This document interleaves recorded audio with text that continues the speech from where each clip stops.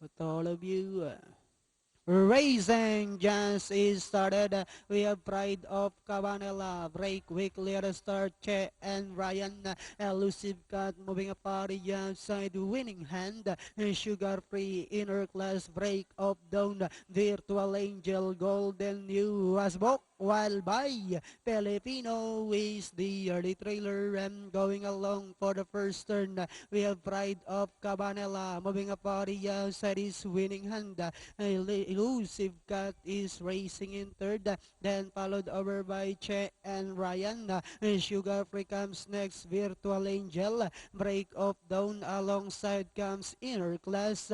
Then next on ladies Golden U Asbok, while by Filipino still racing less.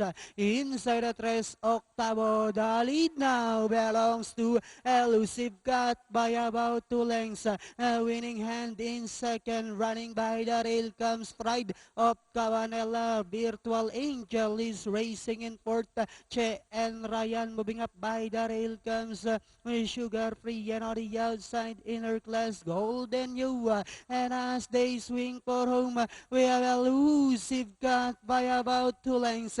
Pride of Cabanela in second, then on the outside Virtual Angel. Last 75 meters, the program opener belongs to Elusive Cat. Second, it's Pride of Cabanela, Virtual Angel. Then comes Golden U, Sugar Free, and Break of Dawn.